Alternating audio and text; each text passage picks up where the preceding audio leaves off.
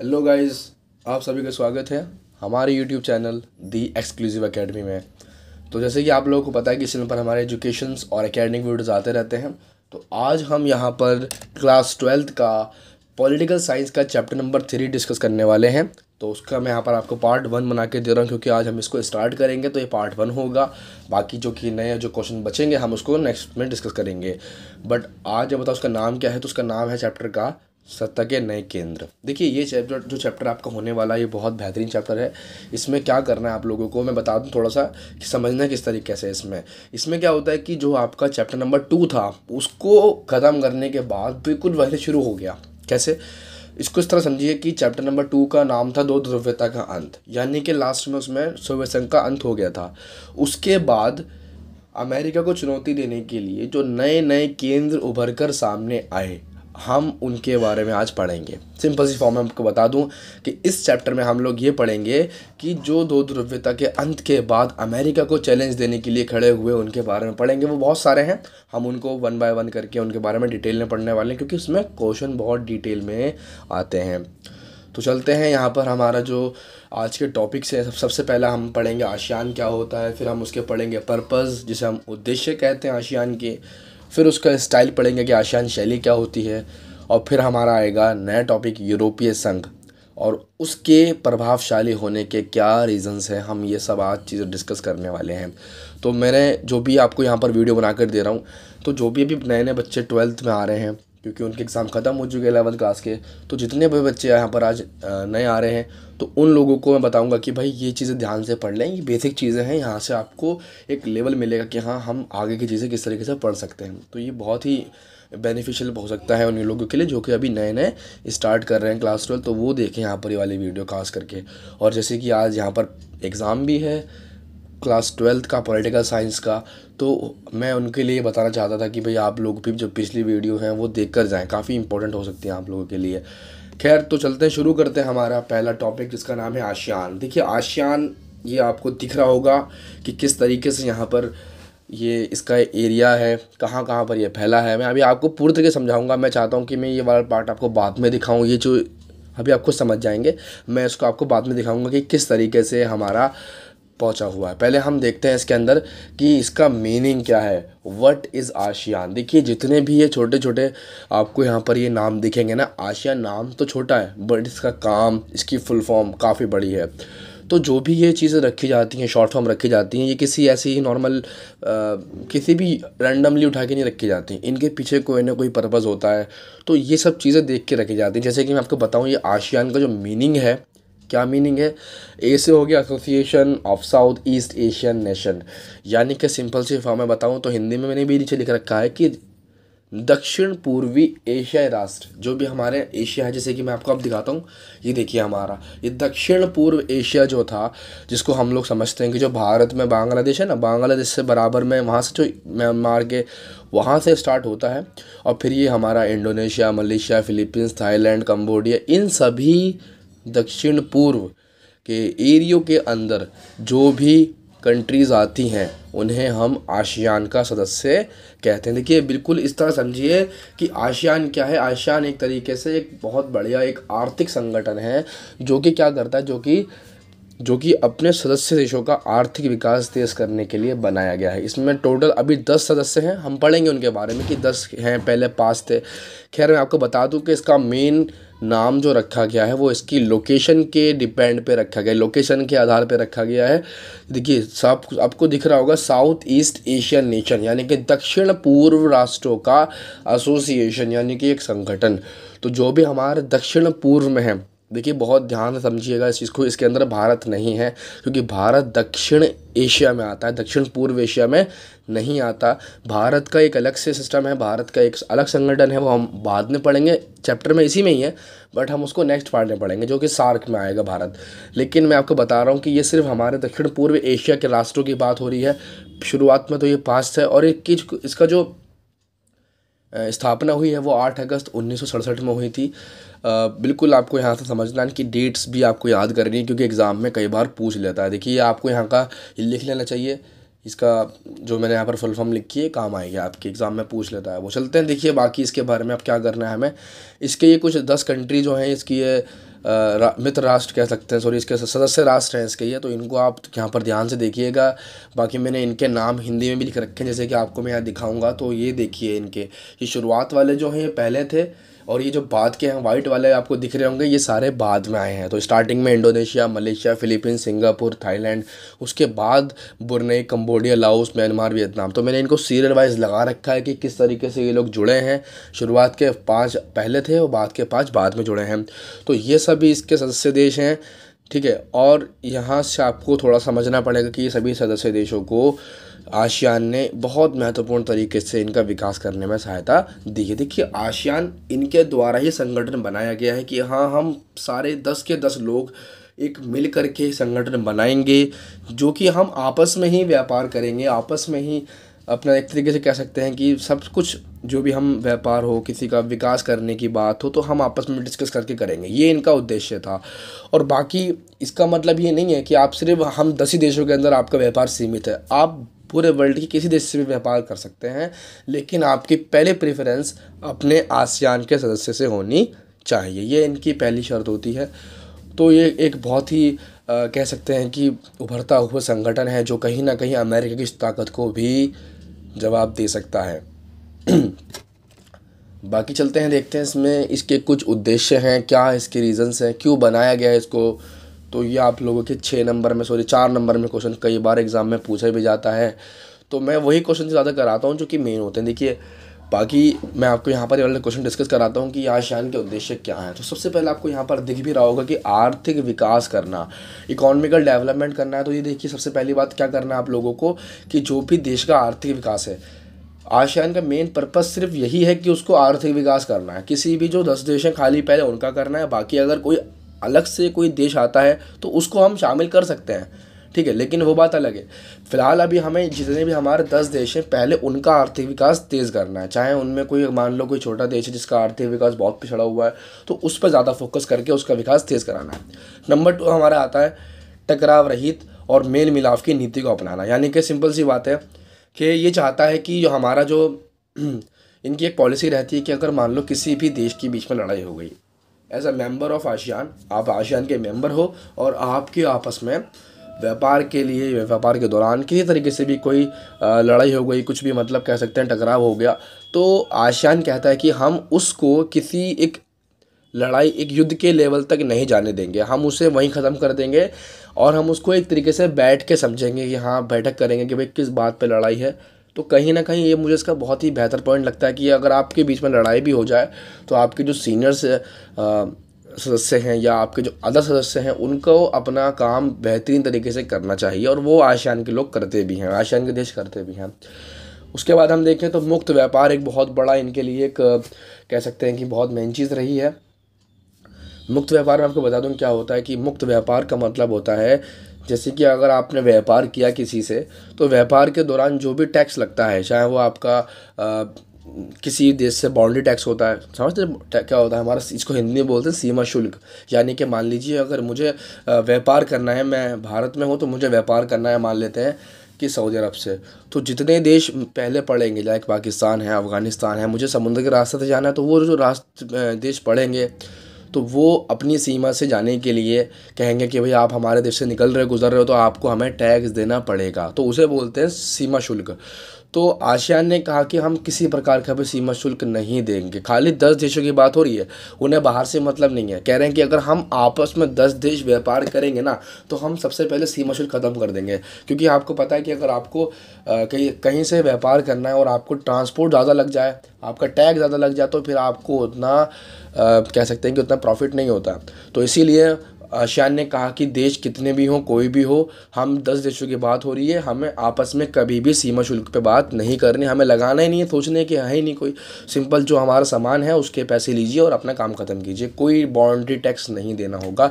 इसे ही मुक्त व्यापार कहा जाता है। देखिए बिल्कुल सिंपल सी फॉर्म है, मुफ्त नहीं, मुक्त व्यापार। अगला हमारा है सांस्कृतिक प्रदूषण ना करना। यानी कि देखिए ये बहुत अच्छी बात लगी मुझे इसकी, कि आसियान कहता है कि आप जितना हो सकता है व्यापार कीजिए, आप यहाँ से एक देश से दूसरे देश से लगातार व्यापार करते रहिए, कोई दिक्कत वाली बात नहीं है। लेकिन व्यापार से क्या होता है, कई बार आप इतना सामान उनका अपने सीरियस ले लेते हैं कि मान लीजिए आपने सामान वहाँ से दूसरे देश से सामान ख़रीदा, तो उस सामान के साथ साथ खाली सामान ही नहीं आया, वहाँ से उनकी काफ़ी सारी चीज़ें आ गई, जैसे कि वहाँ का आपको करेंसी देखने को मिल सकती है, वहाँ की जिस तरीके से उसको वस्तु को बनाया गया है वो आपको देखने को मिलेगा कि हाँ इस वस्तु के पीछे किस तरीके से इसको बनाया गया है।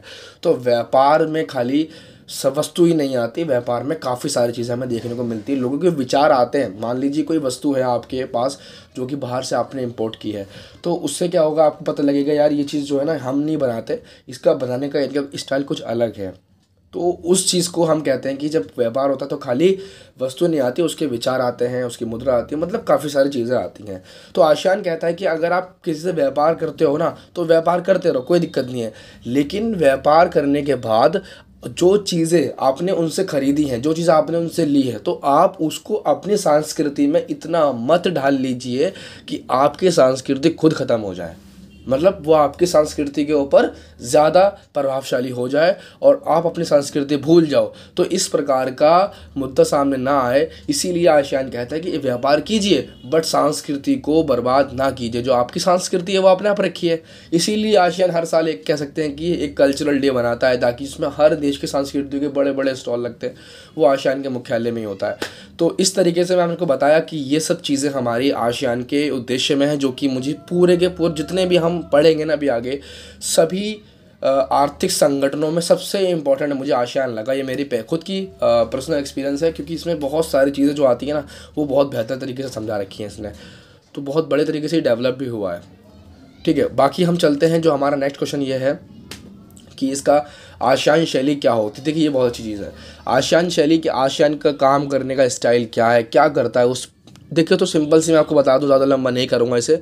तो आशियान का सिर्फ इतना ही है कि आशियान आर्थिक विकास पर बल देना चाहता है और शांति स्थापित करना चाहता है, और कुछ नहीं, ये उसका स्टाइल है। वो अपने काम को आर्थिक विकास के साथ साथ जोड़ कर रखता है और शांति को स्थापित करता है। ठीक है, ये था हमारा आशियान शैली का। अभी हम जो पढ़ेंगे ना अगला, वो इसका अपोजिट होने वाला है। मैं आपको इसलिए थोड़ा समझा रहा था कि आशियान का जो भी विकास था, मतलब आशियान का जो भी उद्देश्य है, शैली है, वो खास करके आर्थिक विकास और शांति स्थापित करने पर डिपेंड रहती है, इसीलिए इसकी शैली बहुत बेहतरीन है। बाकी अब चलते हैं, जो हमारा मेन तो नहीं कहूँगा, मतलब मेन तो सभी हैं, बट ये भी हमारा टॉपिक है जिसका नाम है यूरोपीय संघ। देखिए ये भी एक बहुत बेहतरीन टॉपिक है, यूरोपीय यूनियन कहते हैं इसे इंग्लिश में, और यूरोपीय संघ हिंदी में कहते हैं। तो इसको हम पढ़ेंगे, ये यूरोप के अंदर है। देखिए मैं आपको बता चुका हूँ, इस चैप्टर में हम लोग सिर्फ और सिर्फ संगठनों के बारे में पढ़ेंगे जो कि संगठन अमेरिका को चुनौती दे सकते हैं। बिल्कुल इसमें चाइना भी आएगा, इसमें यूरोप वाले भी आएंगे, इसमें आशियान तो आ ही गया, भारत भी आएगा, और भारत के संगठन जो है सार्क है, दक्षिण एशिया वाले सारे देश आएंगे जो कहीं ना कहीं अमेरिका को टक्कर दे सकते हैं। खैर, तो देखते हैं यूरोपीय संघ में किस तरीके से, क्या है इसका सफ़र, किस तरीके से बना यूरोपीय संघ, क्या नाम था इसका पहले, वो हम पढ़ लेंगे, यहाँ डिस्कस करते हैं। तो देखिए कहानी कुछ इस तरीके से है कि यूरोपीय संघ जो था ना, इसका नाम शुरुआत से यूरोपीय संघ नहीं है, इसका स्टार्टिंग नाम था यूरोपीय आर्थिक सहयोग संगठन। क्या कहा मैंने, यूरोपीय आर्थिक सहयोग संगठन। ये एक इस तरीके का संगठन था, बिल्कुल आशियान की तरह संगठन था। पहले स्थापना इसकी हुई थी 1948 में, स्थापना हो गई थी इसकी। मैं क्या बता रहा हूँ, इसका नाम यूरोपीय संघ बाद में पड़ेगा, अभी हम समझ रहे हैं इसका हम सफ़र देखते हैं। मैंने यहाँ पर लिख भी रखी है हेडिंग, देखे तो यूरोपीय आर्थिक सहयोग संगठन से यूरोपीय संघ का सफ़र, किस तरीके से सफ़र रहा देखते हैं। तो यूरोपीय संघ जो था, या पहले यूरोपीय आर्थिक संगठन जो था, वो केवल आर्थिक व्यवस्था, आर्थिक विकास करने के लिए बनाया गया, एज इट इज़ हमारा आशियान। लेकिन मैं बताऊँ आपको इसको बनाया किसने, तो इसको हमारे अमेरिका के राष्ट्रपति थे मार्शल। उन्होंने क्या करा, उन्होंने यूरोप को सहायता देने के लिए कहा कि भाई हम आपको सहायता देंगे, आपको थोड़ा सा विकास करने के लिए हम अपने पास से मुद्रा, अपने पास से सब कुछ देंगे, आपको बताएंगे आइडियाज़ किस तरीके से आपको काम करना है, बट शर्त यह है कि सारा काम पूंजीवादी होना चाहिए। तो इस तरीके से अमेरिका के राष्ट्रपति मार्शल ने इनको सहयोग देना शुरू करा, और 1948 में ये बन गया यूरोपीय आर्थिक सहयोग संगठन। अभी काम क्या है इसका, आर्थिक सहयोग संगठन है। लेकिन जैसे इसको लगा कि भाई मैं अब पावरफुल होता जा रहा हूँ, इसने खूब पैसे कमाए, कमाते कमाते इसको ऐसा लगा कि भाई पावर भी है मेरे पास, पैसा भी है, तो मैं क्यों ना अपने इस संगठन को एक पूरे के पूरे जैसे कि कह सकते हैं कि बहुत बड़ा मैं एक साम्राज्य क्यों ना बना लूँ अपने आप को, क्यों समझ लूँ अपने आप को बहुत बड़ा साम्राज्य, क्योंकि इसमें बेसिकली सारे के सारे यूरोप के काफ़ी कंट्री शामिल थी। तो इन्हें सोचा कि मैं एक काम करता हूँ, पूरा संगठन तो बना हुआ है तो मैं इसका नाम चेंज कर देता हूँ, ठीक है। तो उसने वही करा और इसने तकरीबन 44 साल के बाद अगर हम देखें तो इसने अपना नाम चेंज करके रख लिया यूरोपीय संघ, ठीक है। वो हम बाद में पढ़ेंगे कि वैसे हम समझ लिया यहाँ पर किस तरीके से यूरोपीय संघ का सफ़र क्या था, कि बिल्कुल एकदम सिंपल सी फॉर्म में समझाया मैंने कि जो राष्ट्रपति थे अमेरिका के, उन्होंने क्या करा, उन्होंने यूरोप को सहायता दी कि भाई आप लोग अपना भी विकास कीजिए, बट जो आपको काम करना होगा वो पूंजीवादी मॉडल के अकॉर्डिंग करना होगा। फिर जैसे लगा कि यूरोपीय यूनियन को भाई अब हम पावरफुल बन सकते हैं, तो उन्होंने अपना नाम चेंज करके यूरोपीय संघ रख लिया। तो चलते हैं अब देखते हैं इसके बारे में कि इसने कौन कौन से देश, यहाँ पर आपको दिख भी रखे होंगे, यहाँ पर मैंने सारे देशों के नाम डाल दिए हैं, इसमें सभी हैं, स्कॉटलैंड है, बस कुछ देश नहीं है इसके अंदर, आयरलैंड भी इसके अंदर है, ब्रिटेन इसके अंदर नहीं था और स्वीडन नहीं है इसके अंदर। खैर अब देखिए यहाँ पर अब हम देखते हैं कि ये इतना पावरफुल क्यों है, क्यों इसको हम पावरफुल मानते हैं। तो सबसे पहला हमारा यहाँ पर यह आता है कि यूरोपीय संघ इतना प्रभावशाली क्यों है। तो सबसे पहला हम पढ़ते हैं, इसको हमने 3 भागों में डिवाइड कर दिया है कि पावरफुल क्यों है। तो पहला आर्थिक रूप में पावरफुल क्यों है वो पढ़ते हैं, फिर राजनीतिक रूप में, और फिर हम पढ़ेंगे सांस्कृतिक रूप में, आर्थिक, सैन्य और हमारा राजनीतिक। 3 पॉइंट्स में हम पढ़ेंगे कि यूरोपीय संघ इतना पावरफुल क्यों है। पहला आर्थिक, मतलब आपको पता ही पैसे के हिसाब से, पैसे में इतना इम्पोर्टेंट है कैसे। तो देखिए सबसे पहले लिख रखा है मैंने पॉइंट के, विश्व व्यापार में अमेरिका से 3 गुनी हिस्सेदारी है। देखिए अगर हम देखें तो वर्ल्ड ट्रेड जो हमारा संगठन है उसके अंदर अगर हम देखें तो ये सबसे ज़्यादा, पूरे वर्ल्ड में सबसे ज़्यादा जो हिस्सेदारी देता है वो हमारा यूरोपीय संघ है। देखिए आपको लग रहा होगा कि यार अमेरिका से आगे निकल गया, अमेरिका तो आज वर्ल्ड पावर है, वो कैसे पीछे रह गया इससे, यूरोपीय संघ से। तो यूरोपीय संघ कोई एक देश नहीं है, मैंने आपको अभी यहाँ पर दिखाया था, देखें तो ये सारे कितने सारे देश हैं यहाँ पर, तो ये सभी देश मिलकर के अमेरिका को अकेले हरा रहे हैं। देखिए तो जब जा करके ये सब आगे निकल रहे हैं। अमेरिका अपनी जगह पर अकेला ऐसा है कि भाई पूरे वर्ल्ड में टक्कर है कोई नहीं है, लेकिन ये सब इकट्ठा होकर के उसको फिर पीछे कर सकते हैं, ये बात मानने वाली है। आर्थिक रूप में तो कर दिया है, और इतना ही नहीं, विश्व की सबसे बड़ी इकॉनमी बन जाती है यूरोपीय संघ की। अगर हम यूरोपीय संघ के सारे बड़े बड़े देशों की इकॉनमी को मिला लें तो फिर वो अमेरिका को पीछे छोड़ देती है, सबसे बड़ी अर्थव्यवस्था बन जाती है यूरोपीय संघ की। और उसके बाद इसका एग्जाम्पल मिलता है देखने को कि इन्होंने एक वर्ष में, कभी कुछ साल पहले की बात है, इन्होंने 11,000 अरब डॉलर का GDP बनाई थी। मतलब इनका जो GDP एक टाइम पर इतनी रही थी, 11,000 अरब डॉलर, कोई कम नहीं होता है, बहुत ज़्यादा इनकी डॉलर रहा था, GDP बहुत अच्छी रही थी इनकी, इसीलिए ये कहीं ना कहीं वर्ल्ड की सबसे बड़ी इकॉनमी बनकर सामने आता है। पूरा यूरोपीय संघ है, खाली एक देश की बात नहीं हो रही है। अब बात करते हैं यूरोपीय संघ सेना में पावरफुल कैसे है। तो अगर हम देखते हैं तो फ्रांस, ब्रिटेन के पास 550 परमाणु हथियार हैं।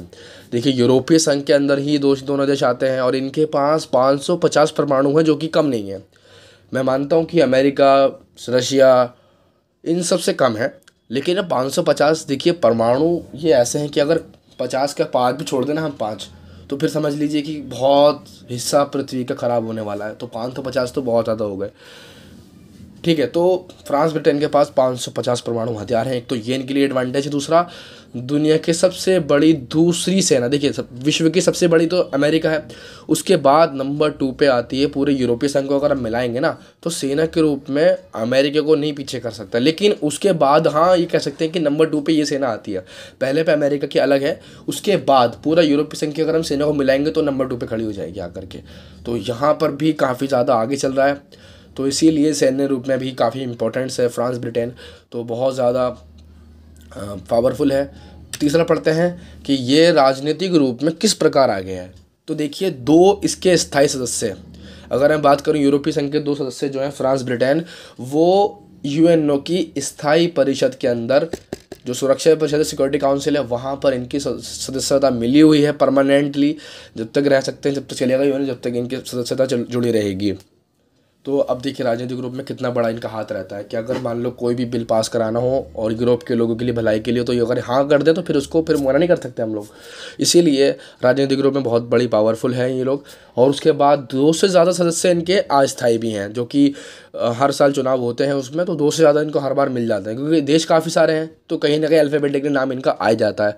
तो 2 से ज़्यादा देश इनके अस्थायी वाले सदस्यता के अंदर भी मौजूद हैं। तो गाइज़ इस वीडियो में यहाँ तक ही मैं आपको रोकता हूँ। बाकी की जो भी चीज़ें हैं बची हुई वो मैं आपको नेक्स्ट वीडियो में समझाऊँगा। फ़िलहाल अगर आपको वीडियो ये वाली अच्छी लगी हो तो इसको लाइक करें, और अगर आपको पसंद आई हो तो इसको शेयर भी करें आगे। और सबसे बड़ी बात कि अपने दोस्तों को बताते रहें कि हाँ इस तरीके से आपको वीडियो यहाँ पर प्रोवाइड होती हैं। बाकी थैंक्स फॉर वॉचिंग, और सब्सक्राइब कर दें अगर सब्सक्राइब नहीं किया है तो, खास करके क्योंकि देखिए सब्सक्राइब होना बहुत ज़रूरी है। तो मिलते हैं अगली वीडियो में। Thanks for watching, bye bye.